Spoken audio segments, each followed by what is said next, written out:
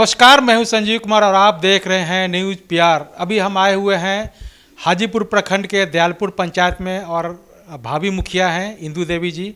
इनसे जानते हैं कि ये भावी मुखिया हैं, मुखिया प्रत्याशी हैं, ये खड़ी हुई हैं, तो इनके द्वारा क्या कुछ विकास किया जाएगा। इसके अलावा जो वर्तमान मुखिया है इनके द्वारा क्या कुछ किया गया है इसके बारे में भी जानकारी करें। इसके अलावा और कई सवाल हैं हमारे मन में जो यहाँ के लोगों से बातचीत हुई तो उन्होंने कहा।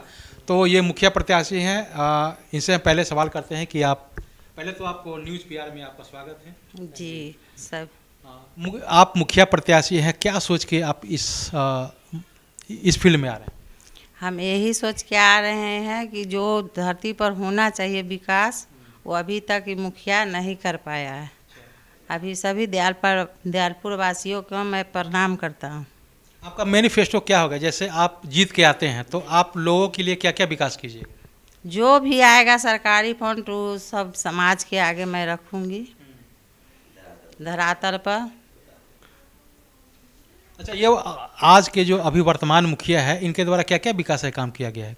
वो तो आप ही देख ही रहे हैं, आप तो देख ही रहे हैं कि धरातल पर क्या क्या विकास किया है। सो इंदिरा आवास में 20,000 रुपया घूस लिया जा रहा है, वृद्धा पेंशन में 2,000 रुपया मांगा जा रहा है।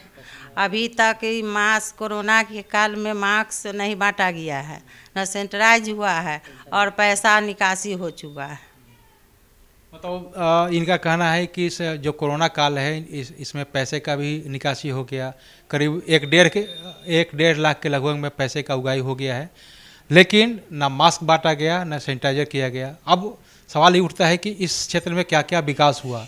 तो अब यहाँ के लोगों से भी बात करेंगे कि क्या विकास हुआ है यहाँ पे, क्या क्या आप, जैसे आपकी माँ मुखिया प्रत्याशी हैं, तो क्या आप सोचते हैं कि क्या क्या विकास कुछ मैनिफेस्टो में कुछ होगा? मैं दयालपुर के समस्त जनतागण को प्रणाम करता हूं और आपको यहाँ आने के लिए धन्यवाद करता हूं। जैसा यहाँ देखा जाए तो जितना सरकारी कोई भी आता है योजना उसमें भ्रष्टाचार कर दिया जाता है मुखिया द्वारा, और भी कुछ होते हैं बिचौलिए, तो कोई भी काम सही ढंग से होता यहाँ पर नहीं है। हाँ, कमीशन का खेल होता है। जैसे इंदिरा आवास हो गया, जो प्रधानमंत्री आवास हो गया है, उसमें भी 20,000, शौचालय वाला में 4,000, और वृद्धा पेंशन वाला में भी पैसा लिया जाता है 2,000 करीब। और जो कोरोना काल में जो आया है जितना फंड उस सब में भी सही ढंग से नहीं किया गया है, जैसे तैसे कर दिया गया और पैसा सारा निकासी हो चुका है। और उसमें भी कैसे किया कि वह कमीशन का खेल होगा, यही सब होते रहता है। 7 निश्चय योजना में कितना काम आपको इस धरातल पर दिख रहा है जो इस पंचायत में? काम तो हुआ है लेकिन उसमें भी भ्रष्टाचार हुआ है, सही ढंग से नहीं हुआ है जिस तरह से होना चाहिए। चाहे गली नली हो, चाहे जल नल योजना हो, सब में भ्रष्टाचार देखा गया है। वो आप जाइएगा तो देखिएगा दयालपुर में कि किस तरह से सब में भ्रष्टाचार हुआ है। मतलब यहाँ पे अगर देखा जाए तो मुखिया जी को तरह काम हुआ है लेकिन उतना नहीं जितना कि चाहिए।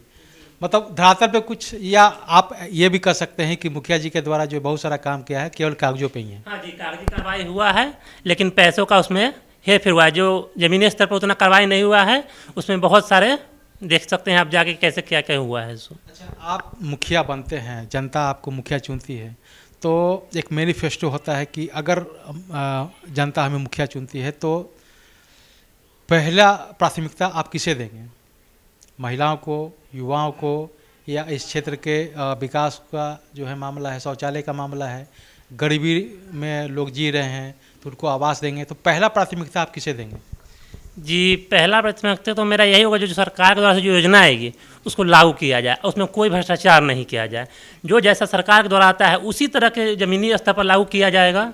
सवाल उठता है कि देखिए, बिहार सरकार की या केंद्र सरकार की बहुत सारी योजनाएं होती हैं, लेकिन आपने एक सोच रखा होगा ना कि भाई हमारे पंचायत में इस चीज़ की कमी है। योजनाएं तो बहुत सारी हैं, धरातल में कुछ नहीं देखते हैं, लेकिन आपने सोच रखा होगा कि अगर हम जीत के आते हैं तो पहला मेरा काम क्या होगा कि यहाँ तक लोगों को मिले। मेरा पहला यही हुआ कि शौचालय बनाया जाए जिससे स्वच्छता बहुत होगी। अभी देखते हैं कि बहुत घर में शौचालय नहीं है, तो इससे माँ बहन को बहुत दिक्कत होती है जो बाहर खुले में शौच करने जाते हैं। तो पहले शौचालय का हमारा मेन प्राथमिकता रहेगा। अच्छा, यहाँ का शिक्षा व्यवस्था कैसा है?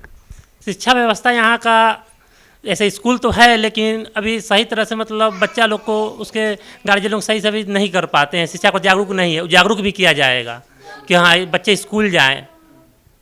तो देखिए, इनका कहना है कि बच्चे स्कूल जाएँ, स्कूल की तो व्यवस्था है, लेकिन बच्चे स्कूल नहीं जाते हैं, तो बच्चों को जागरूकता लाएंगे ताकि वो स्कूल जाए, शिक्षा प्राप्त करें, ताकि आज के डेट में अगर देखा जाए तो शिक्षा बहुत ही महत्वपूर्ण माना जाता है।